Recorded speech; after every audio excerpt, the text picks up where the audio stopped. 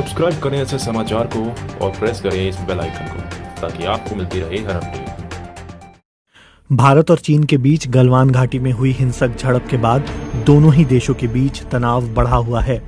चीन का कहना है कि वो अपनी सेनाओं को प्रशिक्षण देने के लिए 20 मार्शल आर्ट ट्रेनर तिब्बत भेज रहा है। हांगकांग की मीडिया के मुताबिक चीनी मीडिया में तिब्बत भेजे जा रहे सेना के खास मार्शल आर्ट ट्रेनरों के बारे में खबर प्रकाशित हुई है।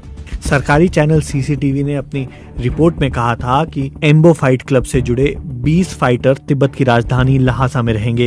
हालांकि चीन की मीडिया में ये नहीं बताया गया कि ये ट्रेनर भारत से लगी सीमा पर तैनात सैनिकों को ट्रेनिंग देंगे। लेकिन भारत में ये चर्चा शुरू हो गई है कि क्या मार्शल आर्ट ट्रेंड चीनी जवानों से लड़ने के लिए हमारे जवान तैयार हैं। जानकारों का मानना है कि भारतीय सेना की हर इन्फेंट्री में ऐसे जवान मौजूद हैं जिनके पास हथियारों के बिना लड़ने की ट्रेनिंग है और वो मार्शल आर्ट जैसी विधाओं में भी पारंगत हैं। सैनिकों के समूह को घातक प्लाटून के नाम से जाना जाता है। Retired lieutenant general Shankar Prasad ने बीबीसी को बताया, ये उन लोगों का प्लाटून होता है जो अपनी यूनिट के सबसे तगड़े जवान माने जाते हैं। इन लोगों को जूडो, कराटे, किक बॉक्सिंग और मार्शल आर्ट जैसी तकनीक सिखाई जाती है। लेकिन ऐसा नहीं है कि ये सैनिक सिर्फ बिना हथियारों के ही लड़ते हैं। हथियारों की भी इनके पास बेहतरीन ट्रेनिंग होती है। सेना के एक रिटायर्ड वरिष्ठ अधिकारी ने नाम न उजागर किए जाने की शर्त पर बीबीसी को बताया कि ये गलत धारणा है कि ये सैनिक सिर्फ बिना हथियारों की लड़ाई में हिस्सा लेते हैं। इनके पास दूसरे सैनिकों की तरह हथियारों की भी ट्रेनिंग होती है। निहत्थे लड़ना इनकी एक अतिरिक्त खूबी है। जानकारों का कहना है कि हर इन्फेंट्री यूनिट के साथ ऐसे सैनिक मौजूद रहते हैं और कठिन ऑपरेशंस के दौरान इनकी मदद ली जाती है। सेना जब किसी मोर्चे पर तैनात होती है तो हर तरह के सैनिकों के साथ होती है। ऐसा नहीं होता कि कहीं सिर्फ घातक कमांडो हैं या कहीं सिर्फ हथियारों से लड़ने वाले सैनिक। परिस्थितियों के मुताबिक फैसले लिए जाते हैं कि किन सैनिकों को कब और कहां इस्तेमाल करना है। घातक प्लाटून में चुनाव के लिए उपलब्ध होने का फैसला खुद सैनिक का होता है।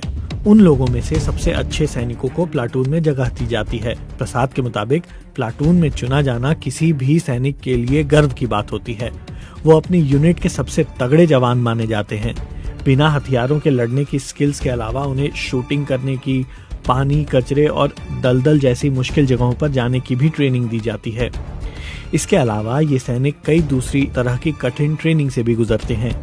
यूनिट के सैनिकों को मैप समझने, कम राशन और दुर्गम जगहों पर रहने के लिए सर्वाइवल ट्रेनिंग भी दी जाती है। प्रसाद के मुताबिक करगिल की लड़ाई और सर्जिकल स्ट्राइक में घातक प्लाटून ने अहम भूमिका निभाई थी और ये चीन के सैनिकों से लड़ने के भी काबिल हैं। प्रसाद के मुताबिक इस यूनिट का कमांडर एक अफसर रैंक का व्यक्ति होता है।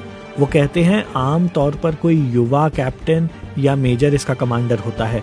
यूनिट में जेसीओ, हवलदार और नाइक रैंक के सैनिक भी होते हैं। ये सभी युवा लोग होते हैं। सबसे ज्यादा जरूरी कमांडो का मजबूत और काबिल होना है।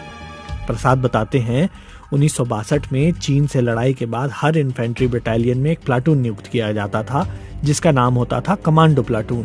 एक प्लाटून में करीब 30 व्यक्ति होते हैं। उस समय यूनिट में सबसे तगड़े और शार्प जवान होते थे और सबसे तगड़े एक युवा अफसर को कमांडर चुना जाता था। उस दौर में कमांडो प्लाटून का काम यही होता था कि किसी ऐसी परिस्थिति में जब गुत्थम गुत्था होना पड़े या दुश्मन के पीछे जाना पड़े या कहीं घात लगाना पड़े तो इनकी भूमिका बेहद महत्वपूर्ण हो जाती थी। प्रसाद के मुताबिक इसी वजह से कमांडो प्लाटून का नाम बदलकर घातक प्लाटून कर दिया गया और इनके कमांडरों को अधिक काबिल बनाने के लिए कई तरह की नई ट्रेनिंग दी जाने लगी।